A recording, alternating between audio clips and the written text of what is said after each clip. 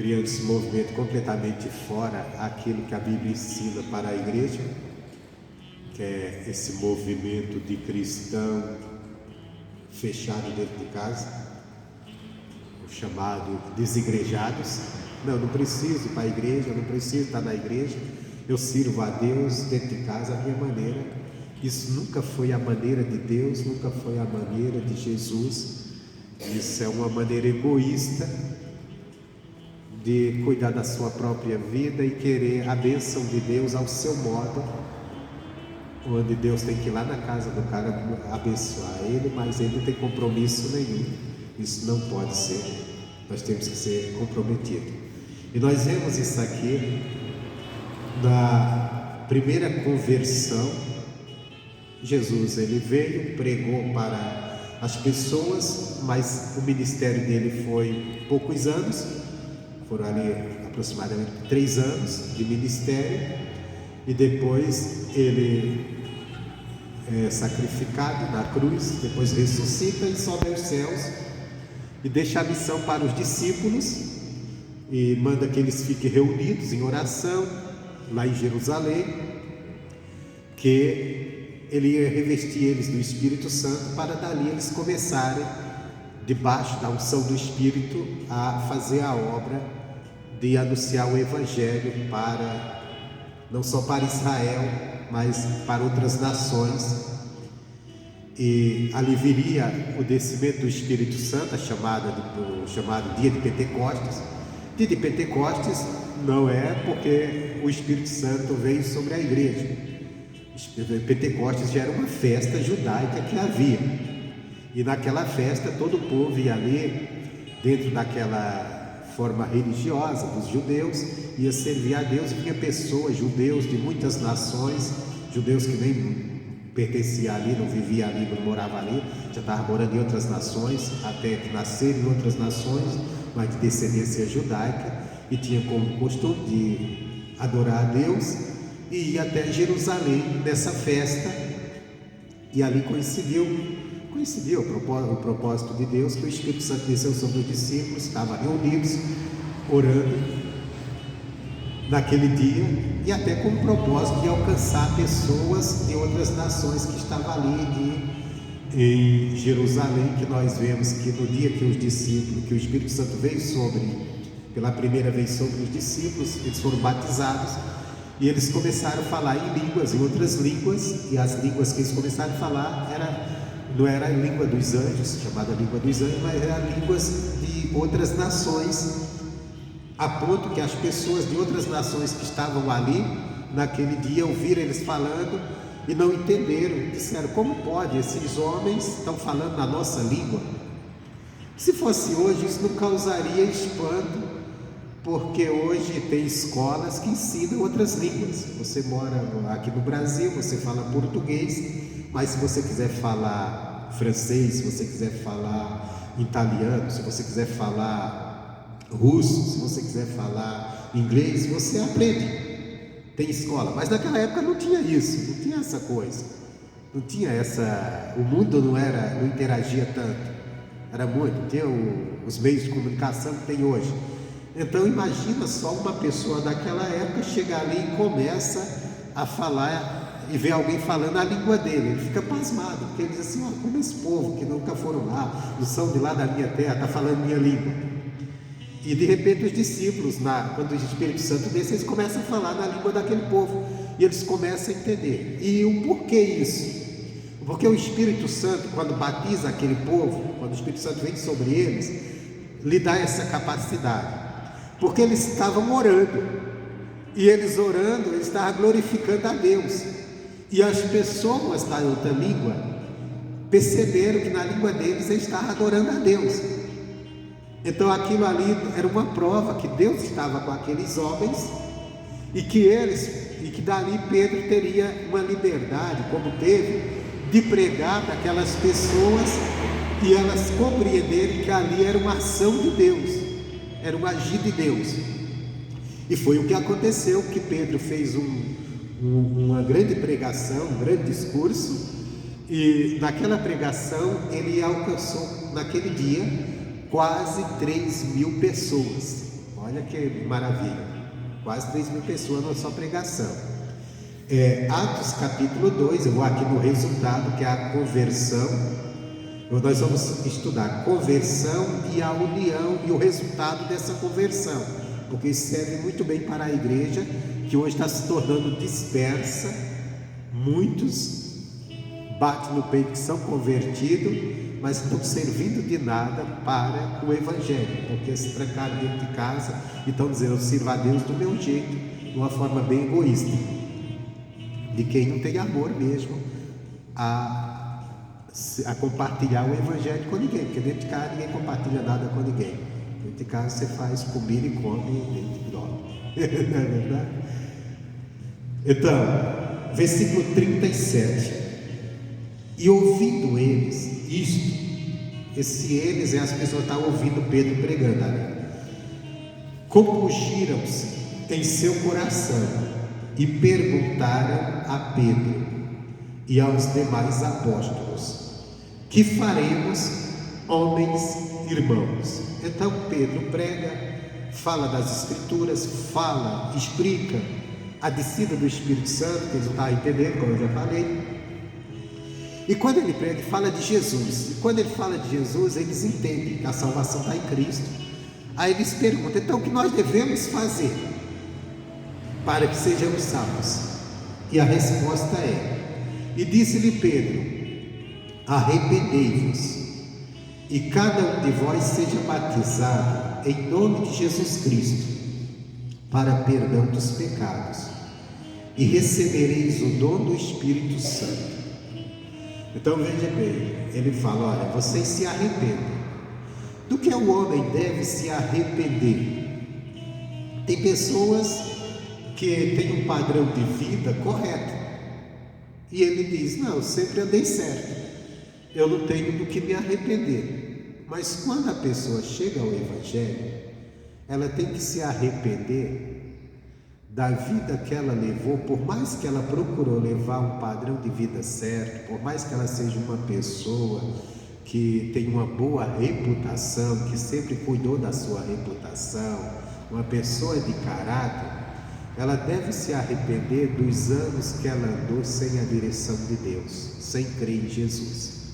Porque Jesus diz que o Espírito Santo convence o homem de 3 coisas: do juízo, da justiça e do pecado.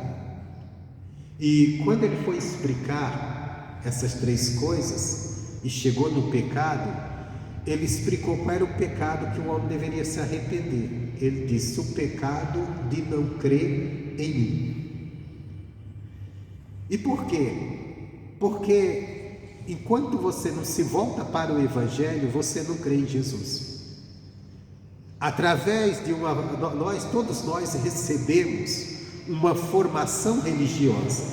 Nessa formação religiosa, falaram para nós que Jesus existe, falaram que Deus existe, e nós passamos a acreditar que existe um Deus, mas não a crer nele.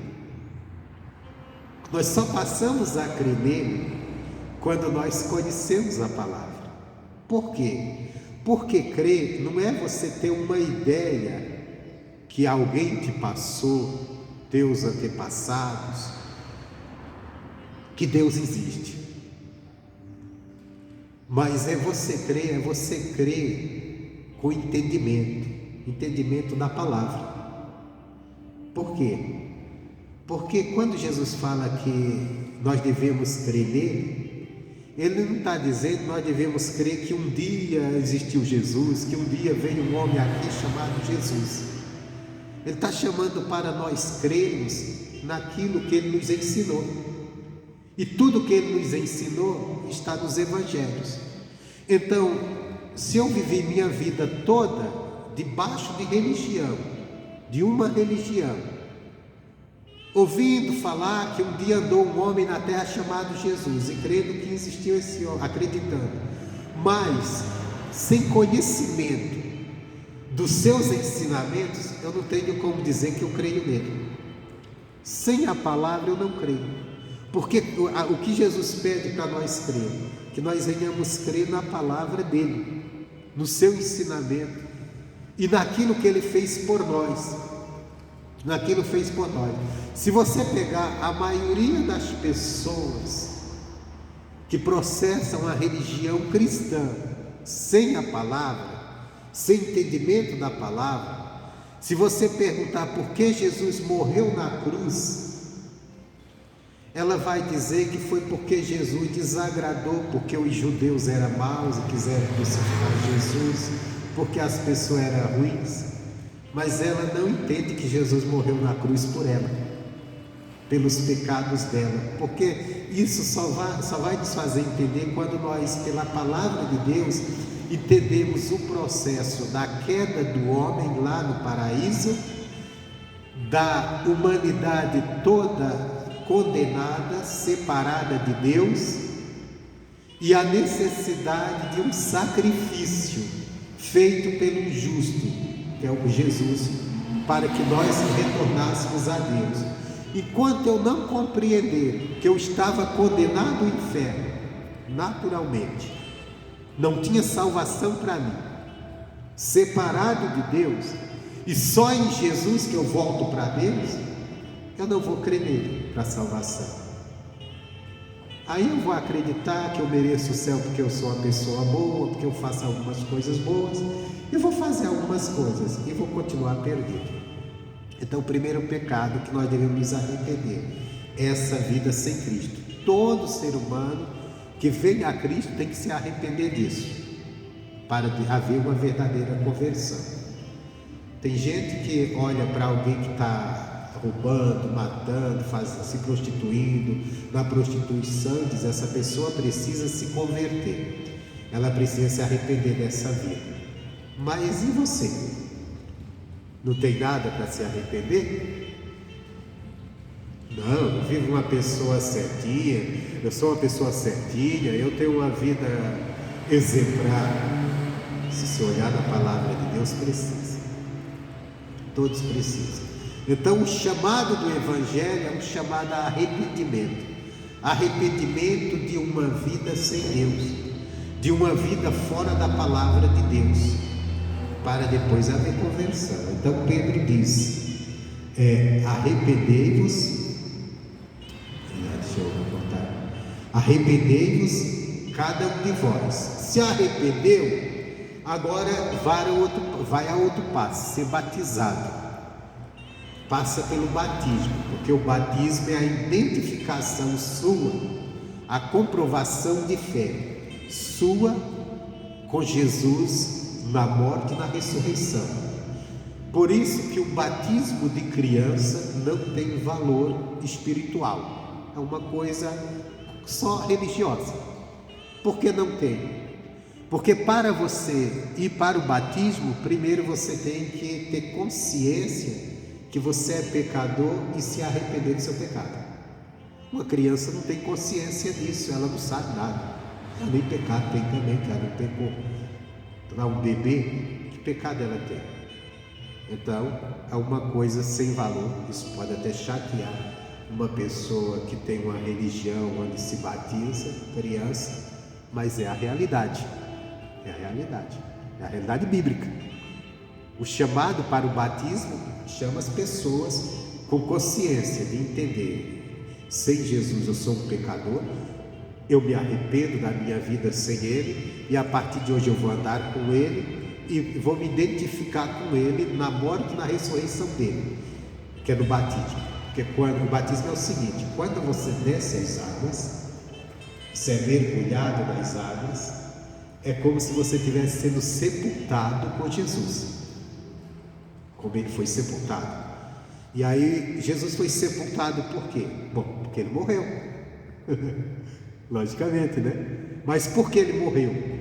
Porque ele atraiu os nossos pecados para ele. E o nosso pecado fez com que ele sofresse o castigo da morte na cruz. Então ele morre, é sepultado. Quando Jesus foi sepultado, ele foi sepultado em fraqueza, um ser humano fraco, que outros mataram ele. E o que fez Jesus fraco, mesmo ele sendo forte? O nosso pecado que foi colocado sobre ele. É como se ele fosse o maior pecador ali, sem nunca ter pecado, mas ele atraiu o pecado, a culpa para ele. Então ele paga o preço, ele morre. Então, quando a pessoa desce as águas, e por isso que o batismo também tem que ser por imersão, para essa identificação, quando ele desce as águas, ele é sepultado como pecador, como pecado. E quando ele sai das águas, quando você sai, você que já foi batizado, saiu das águas, é como se você estivesse ressuscitando com Cristo, porque Jesus ressuscitou. E aí é que diz, para uma novidade de vida. Tem pessoas que não se batizaram, tem pessoas que desceram as águas e tomaram banho, porque não levaram a sério, não compreenderam o que estava sendo feito. Saiu das águas e continuou fazendo as mesmas coisas que fazia, apenas passou nas águas. Quer dizer, foi um pecador que entrou na água seco e saiu de lá molhado, porque não mudou. Porque o batismo, você creu na palavra, assumiu e diz: agora eu vou me identificar com Jesus, morrendo para o pecado e renascendo na ressurreição dele para uma nova vida. Então a parte do pecado fica para trás. É verdade que nós somos falhos e até os últimos dias da nossa vida nós vamos estar lutando contra o pecado que está na nossa carne e às vezes quer nos dominar. Mas se o pecado ganhou ali um momento na nossa vida, a gente reconheceu, pede perdão e volta para o caminho, não pode ficar naquilo. E o batismo a gente tem que entender, o passado tem que ficar para trás, tem que ser sepultado. Foi sepultado, porque agora é novidade de vida. Então Pedro, arrependei-vos e seja batizado no nome de Jesus. No nome de Jesus quer dizer na ordem, naquela ordem, naquele mandado que Jesus deu, porque nós batizamos como Jesus ensinou que devemos batizar em nome do Pai, do Filho e do Espírito Santo. Aqui Pedro fala em nome de Jesus, ele não está falando de Espírito, ele não está eliminando o ensinamento de Jesus, batizar em nome do Pai, do Filho e do Espírito Santo. Ele está dizendo, ó, em nome de Jesus, na ordem dele. Quando você faz algo em nome de alguém, você está fazendo debaixo da autoridade dele, né? Então faça isso debaixo da autoridade de Jesus, quer dizer, debaixo daquele ensinamento que ele deixou. Em nome de Jesus Cristo, para perdão dos pecados. Batizado vem para isso, para o perdão dos pecados. Então, quando você foi batizado, os pecados foram perdoados. Cabe a você agora entender, agora eu sou um santo de Deus, não sou mais para viver no pecado. Nós temos que colocar isso na nossa mente todos os dias, porque como diz uma música do Thales, todos os dias o pecado vem, e a gente tem que fazer a escolha, ou sirva o pecado, e às vezes o pecado vem e é muito agradável, ele é agradável, eu tenho que escolher, ou Cristo ou o pecado. E recebereis o dom do Espírito Santo. Aí já vem a promessa, né? O dom do Espírito Santo, o batismo do Espírito Santo, que isso aí não é homem que vai fazer por você, é tua fé em Cristo que vai buscar, e todo cristão deve buscar o batismo do Espírito Santo, que dá a habilidade de falar em línguas, tudo. Que eu falar em línguas, quando você ora falando em línguas, você edifica a si mesmo. Você deve buscar, quem não tem ainda, buscar. Porque a promessa nos diz respeito a vós e a vossos filhos, e a todos que estão longe, tantos quanto Deus nosso Senhor vos chamar. Então a promessa do Espírito Santo é para todos na igreja. E com muitas outras palavras, isto é, testificava e o exortava, dizendo: salvai-vos desta geração perversa. Esse ponto que eu quero também estudar com você. O Pedro explicou ali que ele deveria se arrepender da sua vida sem Cristo, dos seus pecados, se converter a Deus, se batizar. E ele disse: vocês devem fazer isso para vocês se salvar dessa geração perversa. Irmão, isso aqui é uma coisa muito forte, muito grande. Por quê? Porque quando nós falamos essa palavra perverso, acerca de uma pessoa, nós pensamos logo numa pessoa muito má, uma pessoa que só faz coisas muito ruins, não é verdade? Aquele fulano é perverso, aquele ciclano é assim. Você pensa o pior da pessoa, mas eu vou te dizer uma coisa que pode te chocar. Toda pessoa que não se rendeu a Cristo, perante os olhos de Deus, ela é um perverso. Ela é perversa nas suas atitudes.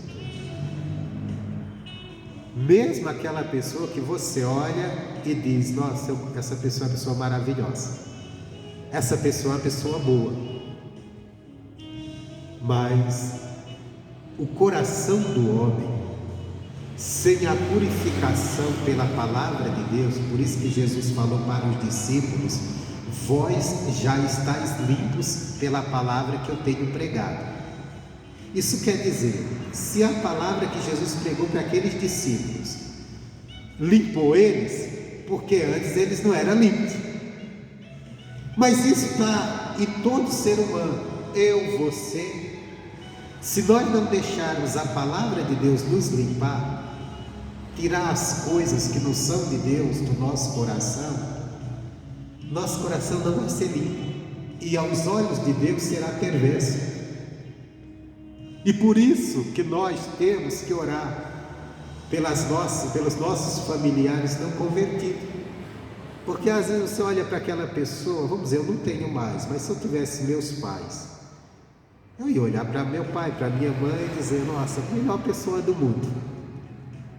Mas Deus olharia, se eles não tivessem com Cristo, são perversos aos meus olhos. E onde está a perversidade? A perversidade de andar contrário à lei de Deus, de andar contrário à palavra de Deus. Às vezes a pessoa não está matando, não está roubando, não está fazendo coisas escandalosas para a sociedade, é uma pessoa até que ajuda as pessoas, que tem um bom... Eu conheço pessoas que não têm Cristo, até amigos mesmo, que são pessoas maravilhosas, mas porque eu acho ela maravilhosa, não quer dizer que Deus acha, não quer dizer.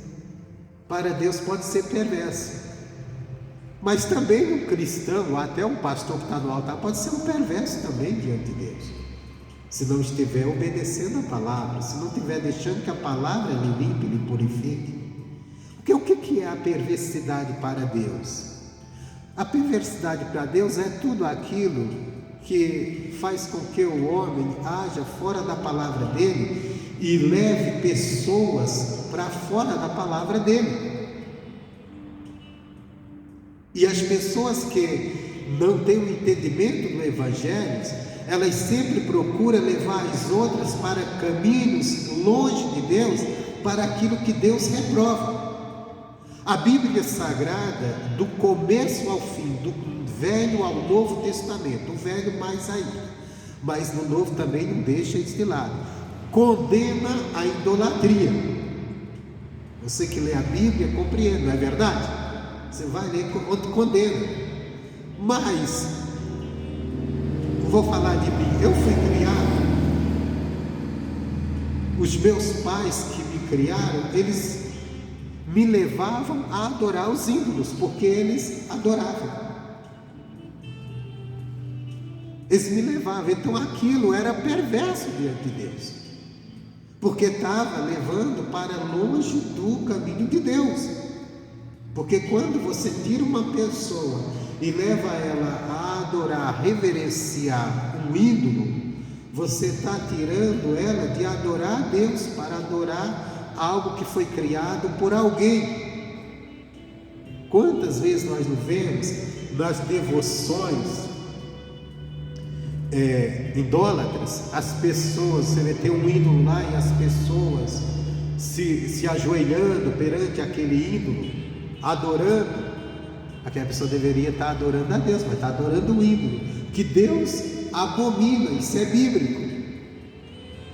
E a pessoa sem Deus leva a pessoa àquilo. E tem outros que dizem: não, mas eu nunca adorei imagem e nunca levei ninguém. Aliás, eu nem creio. Mas também combate a pregação do Evangelho, como nós temos visto hoje, pessoas que às vezes vive de mal até com pessoas da família, porque o outro serve a Deus, em completa discórdia. Então é um perverso diante de Deus, porque toda pessoa que não crê no Evangelho, que não se envolve com o Evangelho, ele age perversamente para tirar os outros do Evangelho. Ele age. Não, você não precisa ir à igreja. Você vai. Aí começa aquelas ideias, né? Você vai à igreja dar dinheiro para o pastor? Você vai à igreja fazer isso? Você vai à igreja fazer aquilo? Você não precisa disso. E a igreja foi formada por Jesus. A igreja foi formada, os ministérios que existem na igreja, eles podem estar sendo cumpridos por homens falhos, e homens são falhos, mas os ministérios são dados pelo Espírito Santo. Está escrito aqui na Bíblia, que a uns o Espírito Santo colocou como pastores, a outros como evangelistas. Então não são coisas de homem. A função de pastor não é coisa de homem, é o homem que exerce, mas quem criou não foi homem. Quando a gente olha no natural até parece mesmo, foi o fulano de tal, foi o fulano de tal, mas não foi Deus. E tudo isso para quê? Para crescimento espiritual da igreja, ter pessoas ali sendo usadas para ensinar e para crescer. Agora, mas essas pessoas não são pessoas perfeitas, mas não são mesmo.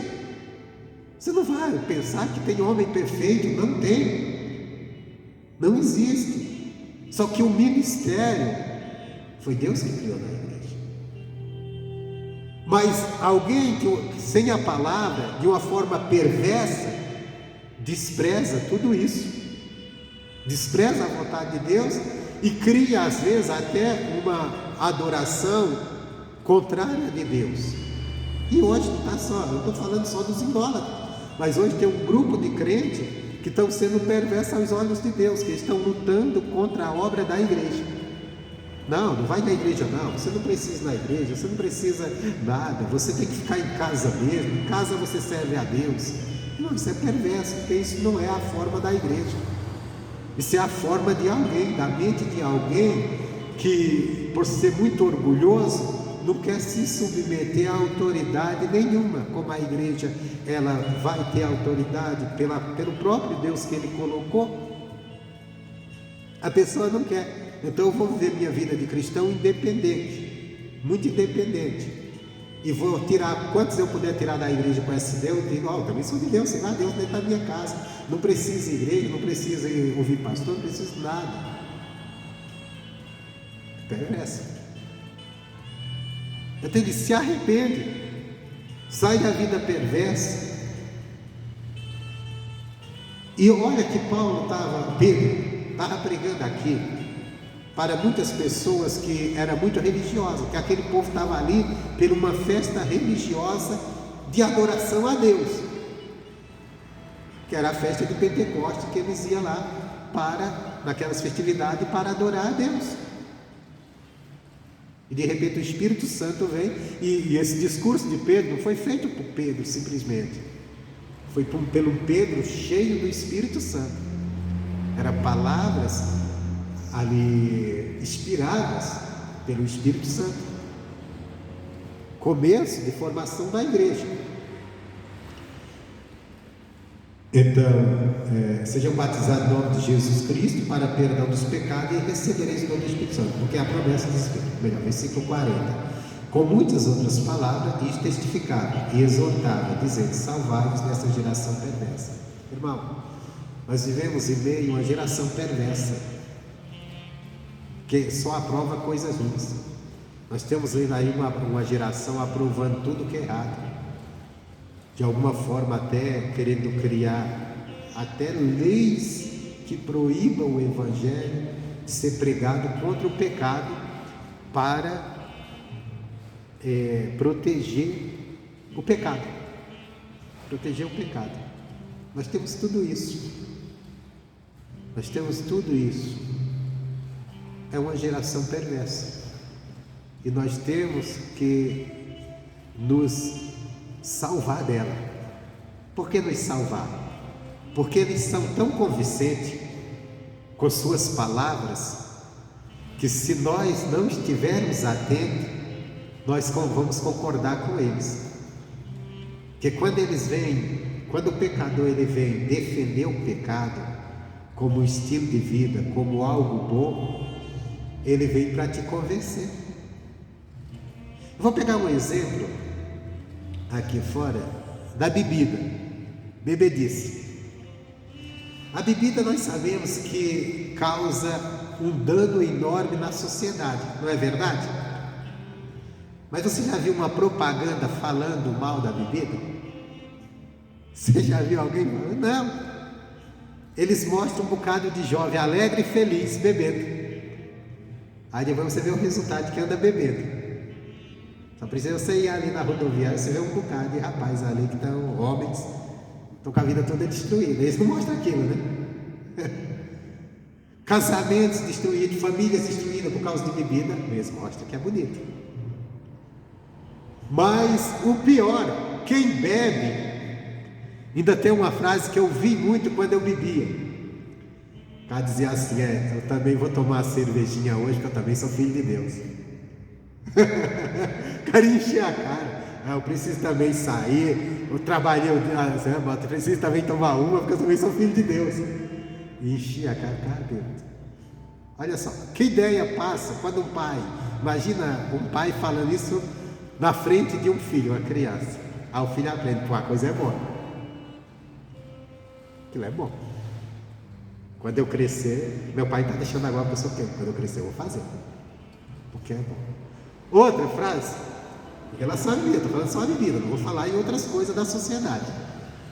Outra frase sobre a bebida: tem festa? Tem. Tem bebida? Não. Então não tem festa. Então, para ter alegria tem que ter bebida, para ter alegria tem que ter embriaguez.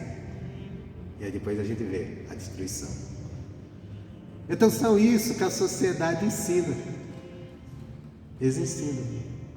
Isso sem contar coisas piores ainda, né? Piores, principalmente agora com essa nova onda, essa psicologia nova,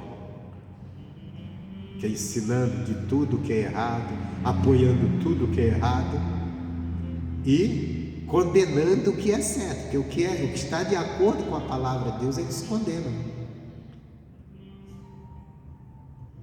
As coisas erradas eles aprovam, e aprova como bom, e ainda diz: olha, se você fala mal disso aqui ou fala contra, você está reprimindo as pessoas, principalmente eles trabalham em cima dos jovens, está reprimindo o jovem, está reprimindo. Você é pai, é cristão, está ensinando o caminho de Deus para o teu filho, aí você está reprimindo teu filho com religião. Tem que deixar aí a vida dele solta. Mas solto quer dizer, deixa ele pecar. Pecar é bom. E assim vai. E vão ensinando coisas erradas. O missionário esse dia estava falando uma coisa, ele estava numa mensagem, ele estava falando, infelizmente tem até cristão falando que é isso. A filha arruma um namorado e eles traz, e o pai aceita que a filha chegue e vai se relacionar sexualmente com o namorado dentro da sua própria casa. Aí diz: não, é melhor fazer aqui do que lá fora. Não, o certo é fazer quando casar, como a Bíblia ensina. Mas não, pode não, porque não pode privar a pessoa de ter uma vida sexual ativa, porque isso vai reprimir. Bom, mas espera aí, ninguém nunca morreu por falta disso. Saiba, até hoje ninguém nunca morreu. Aquela geração passada que mesmo sem Deus, mas priorizava, levava a sério a virgindade, que também havia uma hipocrisia, né? Levava a sério só o lado da mulher, mas Deus leva os dois. Mas levava a sério, não morreu ninguém por causa disso, não morreu nenhuma moça, não, que essa moça morreu porque já chegou tantos anos e ela não se relacionou com ninguém. Não tem. Mas não pode reprimir. senão vai ficar doente. Aí nós estamos uma geração liberal para tudo, que vive uma vida mais liberal que quer, né? Sobe, desce, brinca, sobe, faz o que quer. E a geração mais doente da mente, que a gente só vê gente doente falando, depressão, não sei o que lá. Isso aí. Ué, não deveria ser a geração mais para frente? Está sendo a mais doente? Porque eu nunca vi tantos casos de gente doente da mente, quer dizer, doente emocionalmente, com problemas emocionais, do que essa geração.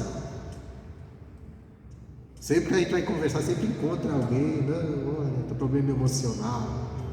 Hoje mesmo eu estava conversando com a irmã e disse: pastor, ora pela minha filha, a menina, acho que tem 12 anos, está com depressão. Imagina, uma amiga com 12 anos com depressão. Eu disse: por quê? Por quê?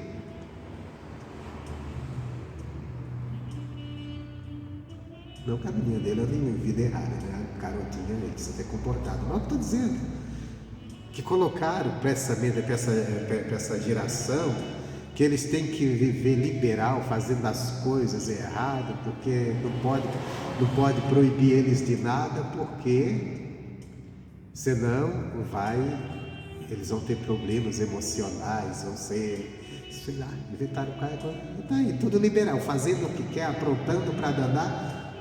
E a geração mais doente emocionalmente, mais doente que a passada. Então veja bem, mas o que eu quero que você encontre é a gente nos salvar dessa geração perversa.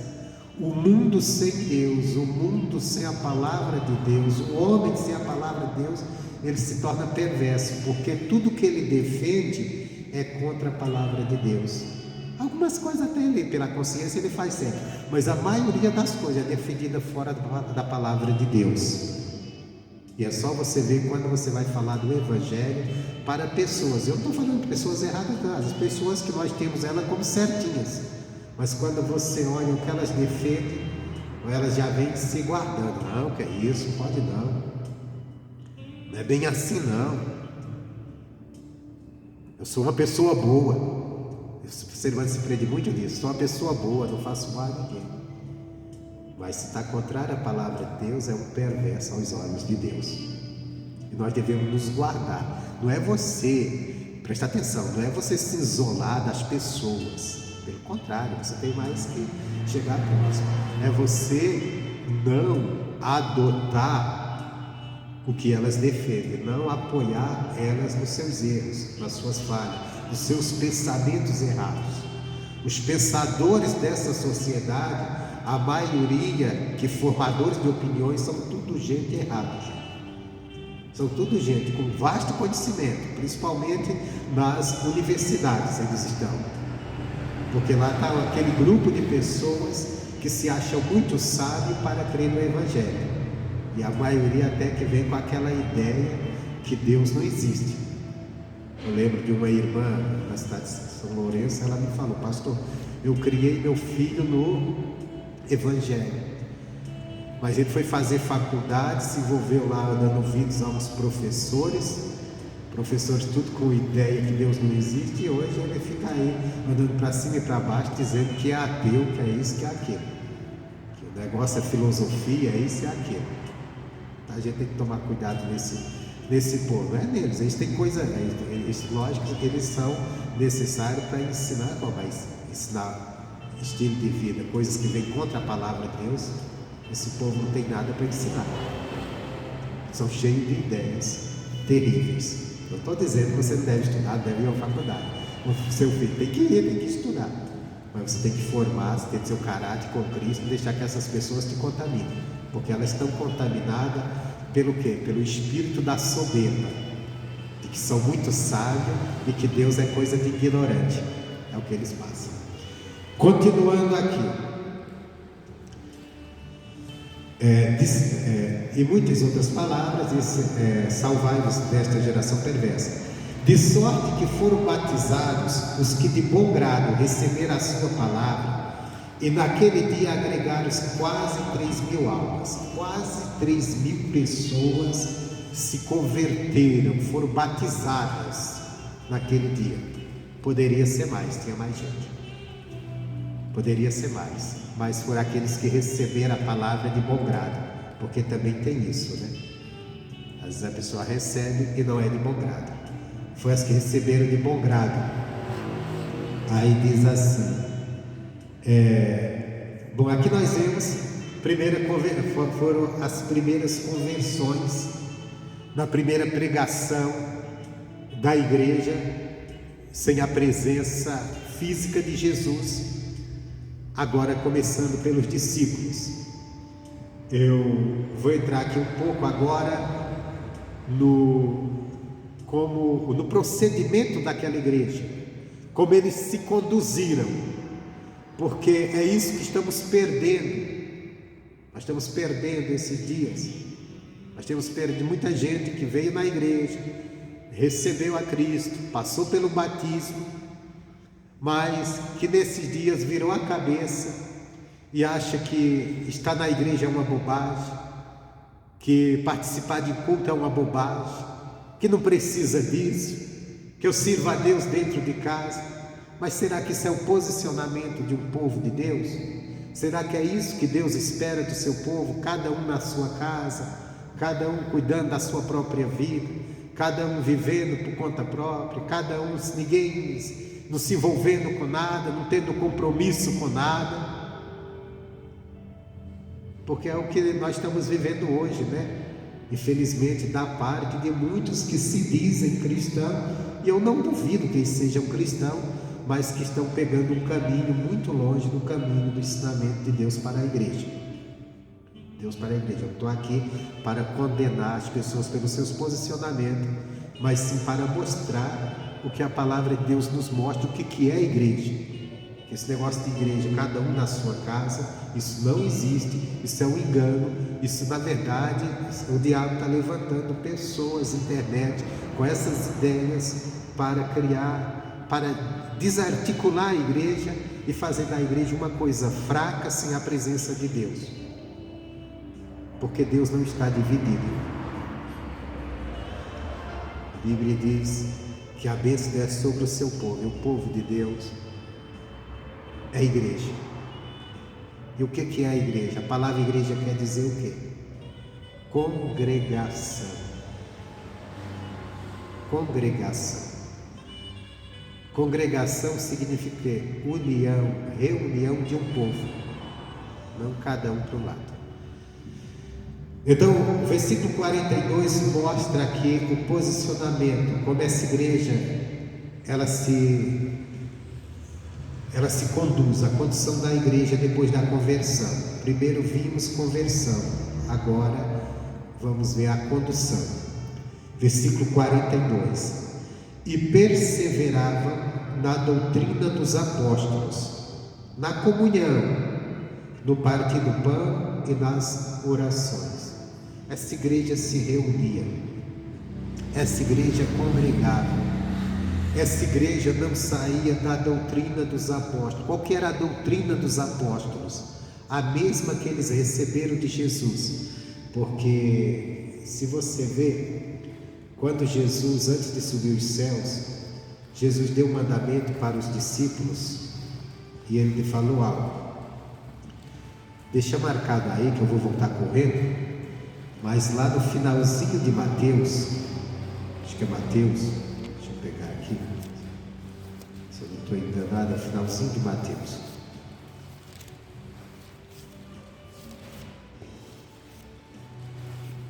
Deixa eu ver se é isso mesmo. Então, o finalzinho deles.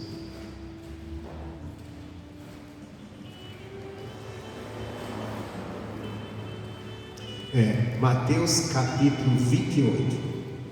Mateus capítulo 28. Aqui foi antes de Jesus subir os céus. Jesus vem dar as últimas instruções para os discípulos.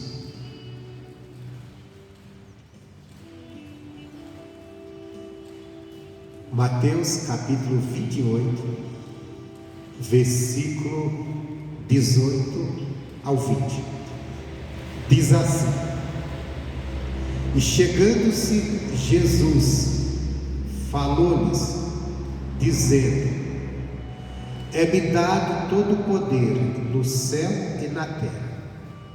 Presta atenção. Todo o poder foi dado para Jesus. Ele tem poder nos céus, ele tem poder sobre os anjos. Se precisa de uma ajuda, Jesus, ele tem o poder de ordenar um anjo e vir te ajudar. Estou dizendo que você vai ver um anjo, mas ele vem te ajudar. Amém?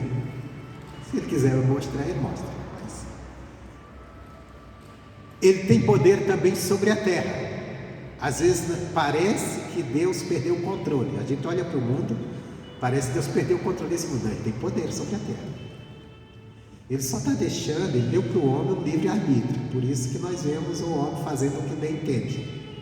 Mas ele tem poder de interferir. Você pode orar e ele interferir. Por exemplo, o apóstolo Paulo, ele foi pregar para um homem. E do lado dele tinha um camarada que estava atrapalhando a pregação. E o homem doido para ouvir, querendo aprender. E Paulo viu que o camarada queria aprender, mas o outro estava atrapalhando, não queria. E o outro tinha uma certa influência sobre ele. Aí Paulo disse assim: ô filho de Satanás. Você imaginou um pastor falar isso para uma pessoa hoje? Muita gente ia se escandalizar. Ô filho de Satanás, tu queres atrapalhar a obra de Deus? Então temporariamente tu vai ficar cego, para não atrapalhar. E disse que aquele homem ficou cego, não foi para sempre, temporariamente, para se dar conta que o que ele estava atrás. Aí aquele que estava recebendo, ouvindo, ele percebeu: não, esse homem é de Deus mesmo. Olha o que aconteceu com esse outro, não vou dar ouvido a esse outro não. Aí deu ouvidos a Paulo, Paulo pregou. Depois o camarada, a Bíblia não fala mais, mas foi temporário. Então depois o camarada com certeza voltou a ver, né? Foi só ali para não atrapalhar. Então isso foi uma autoridade. Aquele homem queria fazer o que bem entendia, impedir a pregação. Paulo orou e Deus agiu. Autoridade de Jesus.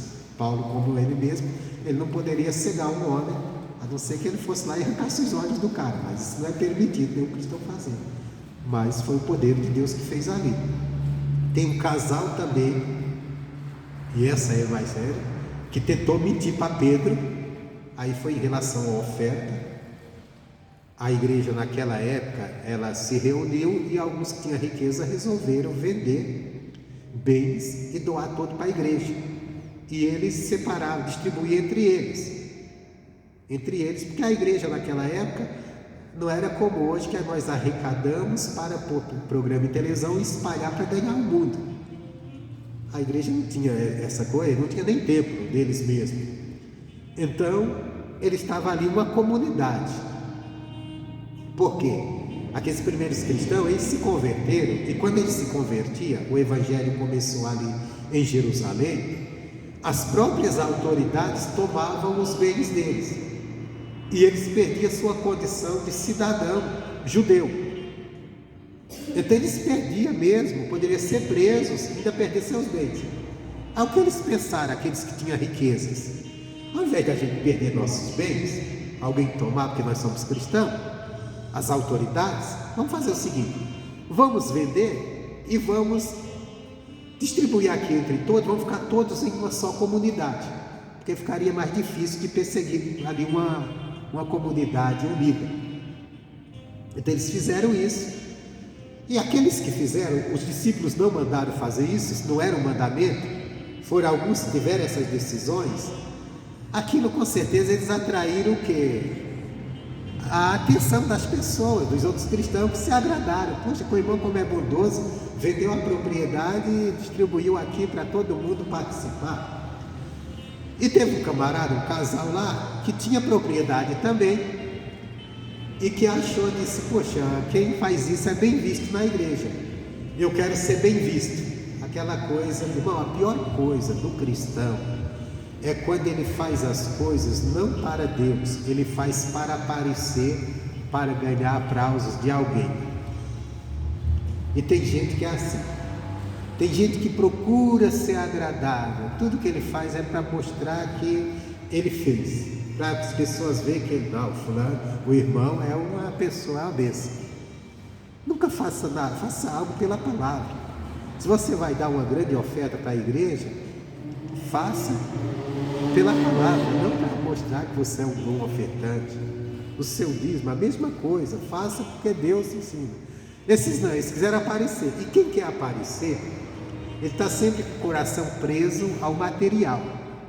Então esse homem vendeu uma propriedade e ele disse: vamos lá. Ele disse: eu vou dar uma parte do dinheiro e vou dizer que foi toda a propriedade, eu vendi por isso, que os cristãos vão achar que eu sou aquele camarada que ama a igreja. Só que ele não tinha essa coragem. Ele disse: eu vou dar só metade, uma parte eu vou ficar comigo e outra parte eu dou. Não sei se é a metade ou se ele dividiu a mais ou a menos, porque a Bíblia não explica. E ele chegou lá a Pedro: olha, vendi uma propriedade, trouxe aqui o dinheiro para dividir aí entre os irmãos. E o Pedro chegou, perguntou para ele: está aí todo o dinheiro da propriedade? Ele falou: tá sim, foi esse o valor que eu vendi. Aí o Pedro disse assim: rapaz, você não mentiu a homens, você mentiu ao Espírito Santo, que a obra ali não era de homem, era do Espírito Santo. Você reteve uma parte. Ele disse: aí Pedro falou: aí você podia reter, era teu. O que você não podia era mentir, vir com engano. Agora, por causa da tua atitude, você não vai sair daqui com vida. Não era Pedro que ia matar, não, nenhum cristão ia matar ele, não. O próprio Deus. Aquele homem morreu na hora. Pegaram ele, dali foram enterrar. Esse relato está aqui em Atos, Ananias e Safira, falando lá da Ananias. Quando a mulher, aí de repente chega a mulher dele, tinha ficado para trás. Quando chegou, aí o Pedro disse: e aquela propriedade? Vocês venderam por esse valor? Foi por esse valor. Ele disse: você caiu no mesmo erro do seu marido. Do jeito, os mesmos que enterraram teu marido, vai te enterrar agora. A mulher, irmão, era Deus agindo. Deus não perdeu o controle de nada. Às vezes parece que ele perdeu, mas foi dado todo o poder a Jesus. Ele tem poder nos céus e na terra. Ele faz o que ele quer. Às vezes a gente ficamos com medo de pessoas que querem se levantar contra a igreja, e a gente esquece que eles vão ter que se haver com Jesus, que Jesus não perdeu o controle. Às vezes o cara está cheio de poder, está cheio de tem um bando de gente ao seu favor, de gente na justiça, no poder judiciário, no poder isso, no poder aquilo, e está se sentindo tal. Besteira dele. Se mexer com aqueles que são de Cristo, vai se haver com Cristo um dia. Às vezes Jesus deixa à vontade, faz o que quer, mas vai chegar a hora que Deus vai cobrar, e Deus vai cobrar de tudo. Mas também é o Filho de Deus que deixa a palavra de Deus e começa a agir na injustiça. Deus não perdeu o controle, achando: não, eu posso fazer, que Jesus não está nem aí. Ele vai cobrar, o poder foi dado a ele. Ele estava alertando isso para eles: olha, o poder está comigo. Se vocês estiverem comigo, debaixo da minha autoridade, vocês vão fazer coisas grandes, vocês vão fazer maravilhas, porque eu tenho poder sobre a terra, e ele tem poder. Deus tem poder para derrubar governos e para levantar governos. A gente vê essa brigaiada por política grande, mas nós como igreja, nós precisamos, se as coisas estão muito erradas, a gente tem que entrar em oração, colocar diante de Deus e saber que Deus vai agir. Lógico que ele age de uma maneira natural, que é o mundo natural, que a gente não, às vezes, se a gente não estiver ligados a Deus, a gente não percebe, mas ele tem o poder de derrubar e de levantar. Ele não perdeu o domínio não sobre esse mundo. Foi dado todo o poder para ele. Então ele está dizendo: me foi dado todo o poder nos céus e na terra. Aí ele diz assim, versículo 9: portanto, ide, fazei discípulos de todas as nações, batizando-os em nome do Pai, do Filho e do Espírito Santo. Aqui é a ordem dele. Vocês vão e vão fazer discípulos. Como é que se faz discípulo? Ensinando, pregando a palavra. E batiza eles. Mais uma vez mencionado aqui o batismo. Aí vem o versículo 20: ensinando-os a guardar todas as coisas que vos tenho mandado, e eis que eu estou convosco todos os dias, até a consumação dos séculos. Então, qual era a doutrina dos discípulos? Aquilo que eles aprenderam a Jesus, de Jesus. Jesus disse: vocês vão me ensinar a guardar as coisas que eu vos tenho mandado. O que Jesus mandou os discípulos guardar, o que ele ensinou, eles tinham que ensinar. Essa foi a doutrina que os discípulos ensinavam na igreja, que é o Evangelho, e que até hoje deve ser ensinado, a ser guardado pelo povo de Deus. E todos que creram, voltando agora a Atos, onde nós estávamos, Atos capítulo 2, onde nós estávamos, a igreja perseverava nessa doutrina. Então os discípulos vieram, ensinaram o que aprenderam de Jesus, e o povo que se converteram eram perseverantes em andar naquilo. Entenda bem, essa é a missão da igreja de Cristo, ou melhor, essa é a obrigação da igreja de Cristo, a andar naquilo que Jesus ensinou, naquilo que está na palavra dele. Nós vemos, por exemplo, nós temos uma igreja hoje que não tem muitos cristãos, ou que se diz cristão, não querem guardar a palavra, não querem guardar os ensinamentos de Cristo, querem ter um pastor muito santo. Não, o pastor tem que ser certinho, porque ele é pastor, ele tem que ser correto, e tem que ser mesmo. Mas não é só o pastor, a obrigação de guardar a palavra, de viver a palavra, é toda a igreja. Por exemplo, se um pastor tiver uma atitude errada, tem muitos membros na igreja que vão olhar para ele e dizer assim: como pode? O cara é pastor, agiu dessa maneira. Mas quando ele age errado, ele diz assim: mas eu não sou pastor, eu sou só membro. Mas e daí? Por exemplo, se um pastor é casado, abandonar sua esposa e casar com outra, vai causar um escândalo. Verdade ou não é? Não é verdade?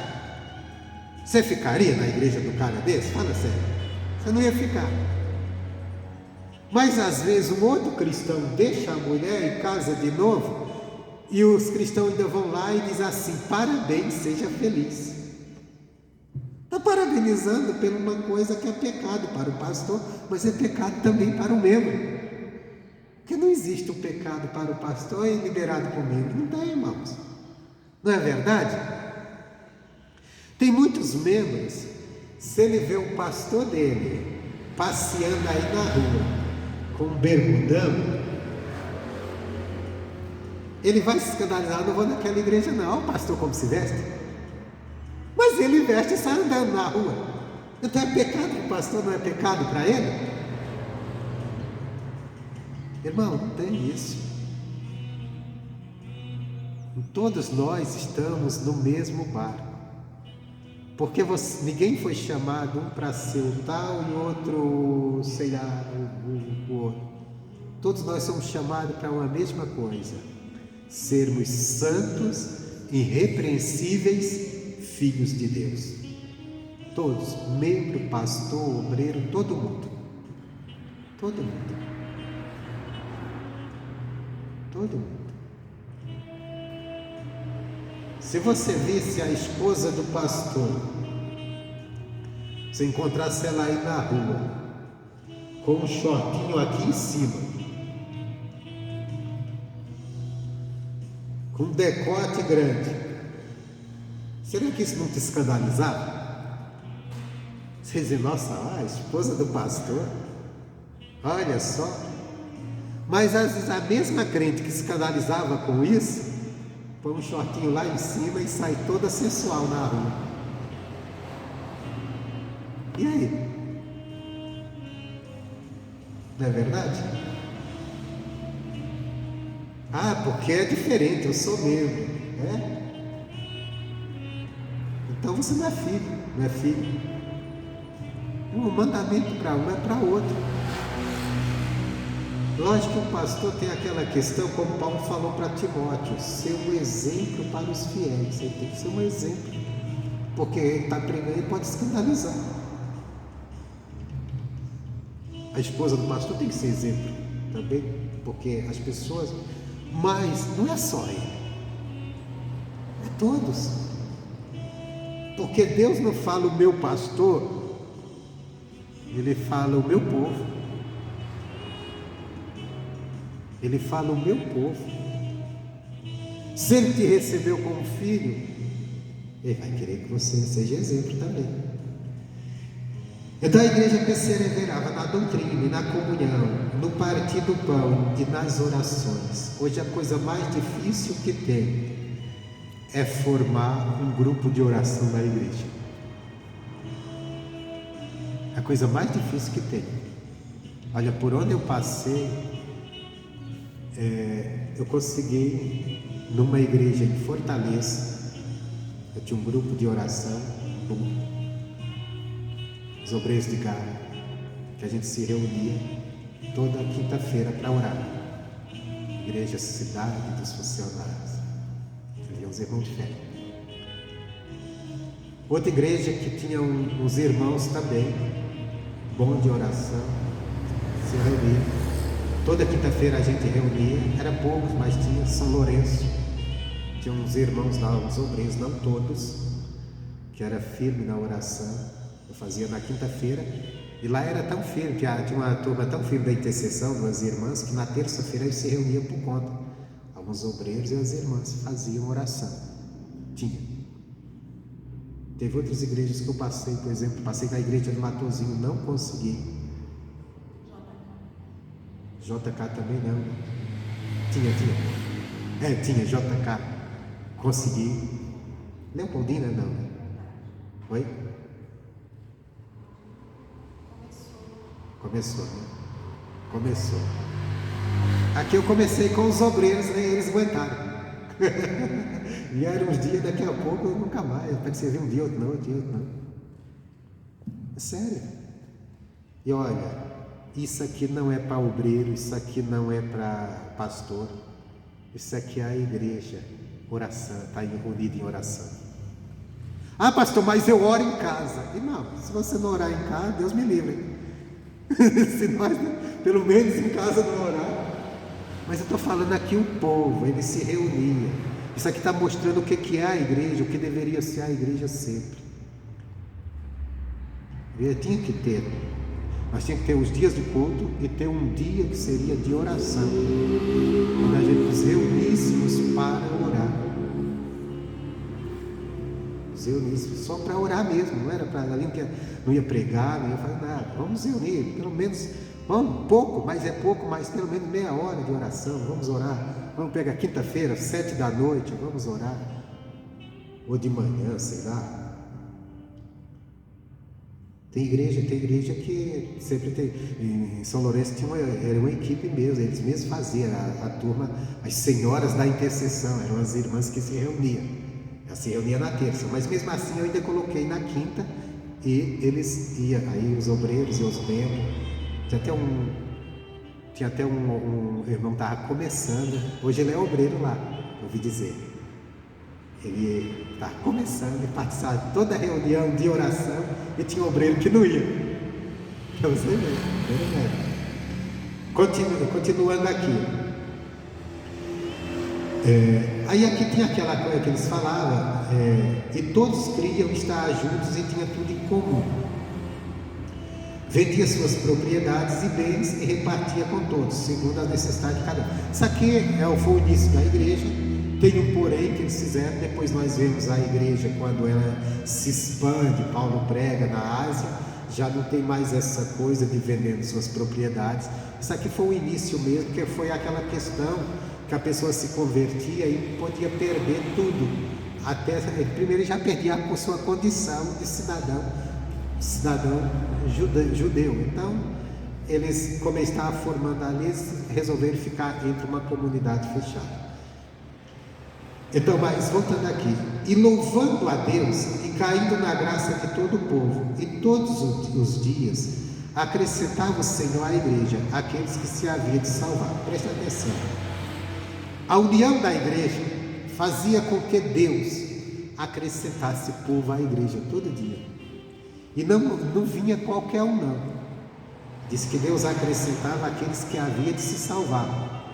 Porque hoje a igreja, às vezes, quando a gente vê um acréscimo, é por movimentos que o pastor está fazendo movimento às vezes até copiando coisas do mundo que agrada às pessoas e que às vezes atrai pessoas, mas não se converte, porque Jesus disse que aquele que nunca será lançado fora é aquele que é enviado por Deus.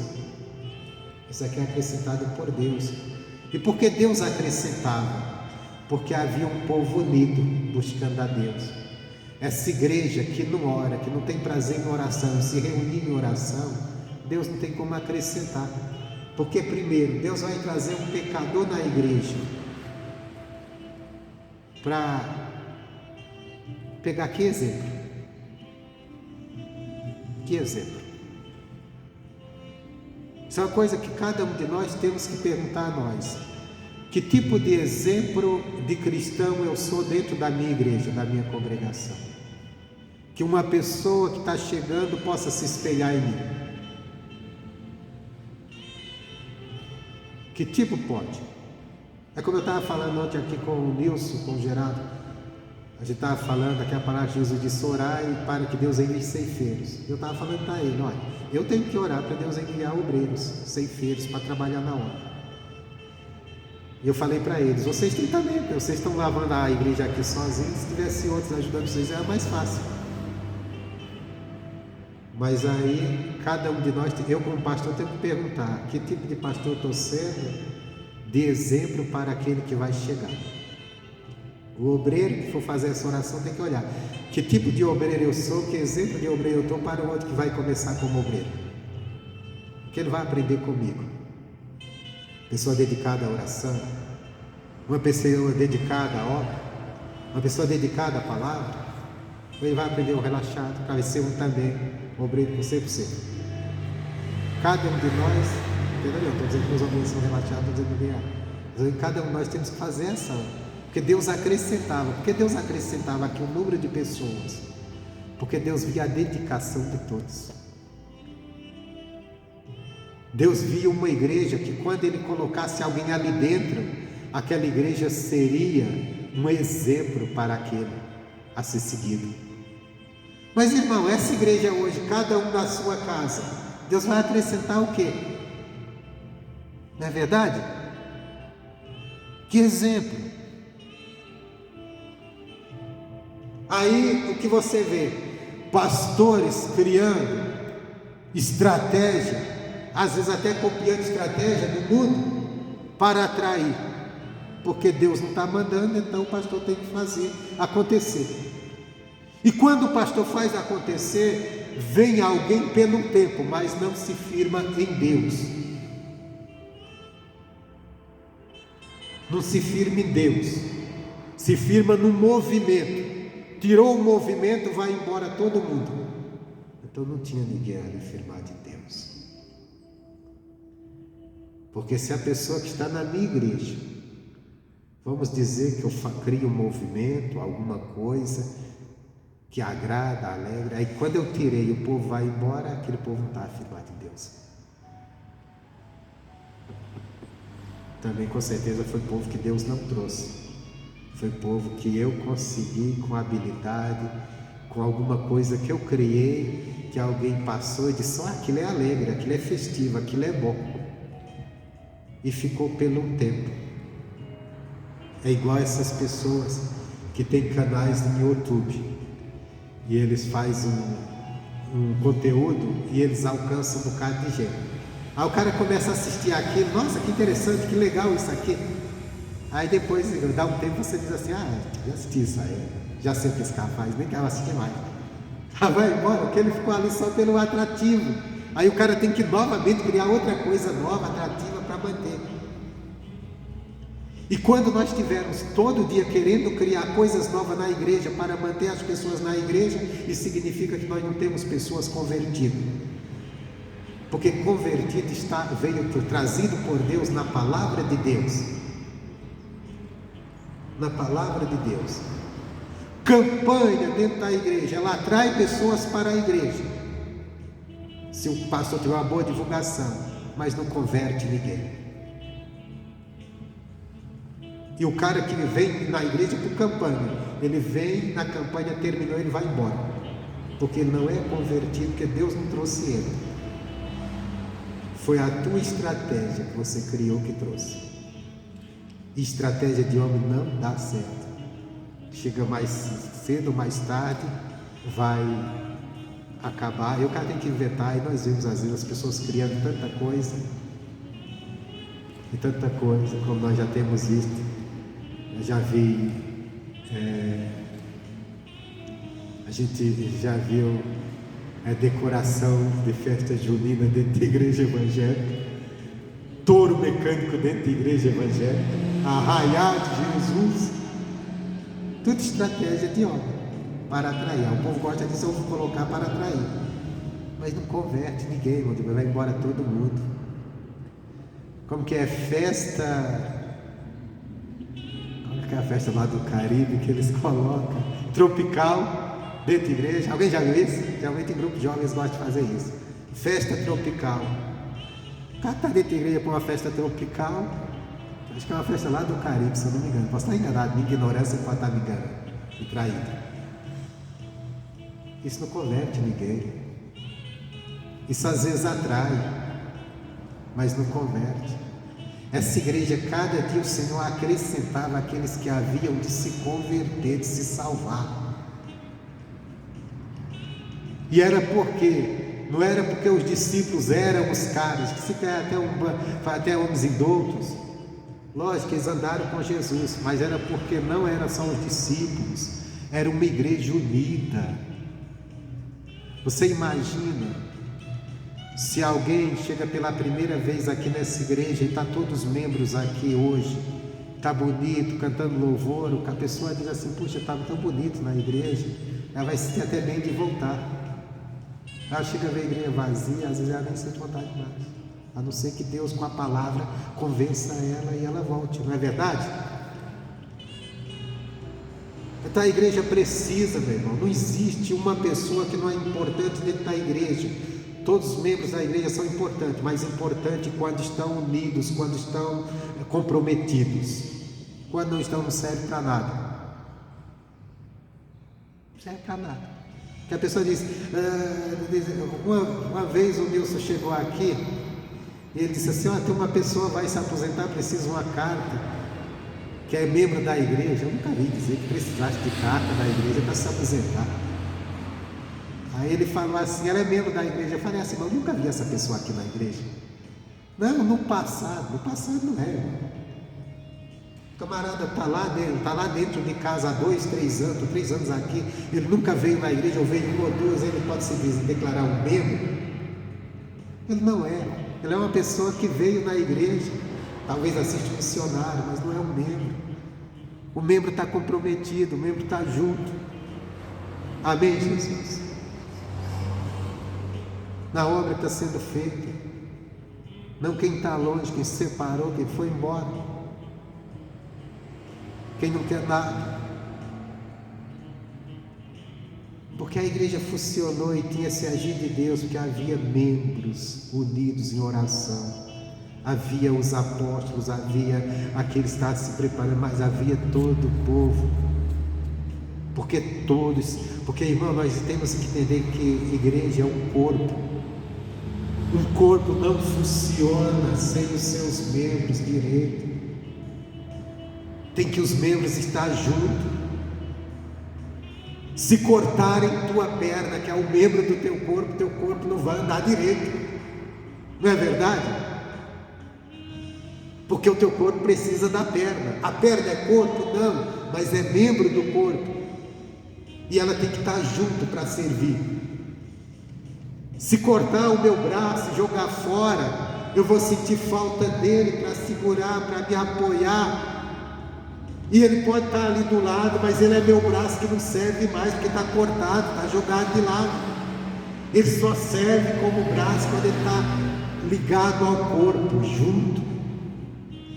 É a mesma coisa, quando Paulo disse que nós somos o corpo, a igreja é o corpo de Cristo, nós individualmente somos membros têm que estar juntos, ligados para a proclamação do Evangelho. Então você que vai assistir esse vídeo, está dentro de casa, tome posicionamento e seja verdadeiramente membro do corpo de Cristo. Deus está se enganando. Você está dentro de casa, já desistiu da igreja, porque isso é bíblico. E por isso que a igreja às vezes ela padece, porque está faltando ser igreja. Amém, Jesus? Essa igreja teve a conversão através da pregação e depois a maneira deles se conduzir era uma maneira unidos em oração. E aí Deus agia na vida dele. E por isso nós estamos vendo crente dentro de casa, você encontra na rua, só vem reclamar que está doente, que está com isso, está com aquilo, e Deus não está agindo, porque a igreja não está unida em oração. Se nós nos reunirmos, toda a igreja, membros, pastor, todo mundo em oração, Deus vai abençoar os que aqui estão e vai abençoar através de nós outros lá, e trazer os que hão de se converter. Amém, Jesus? Mas tem que ser uma igreja comprometida. Essa é a nossa palavra de hoje.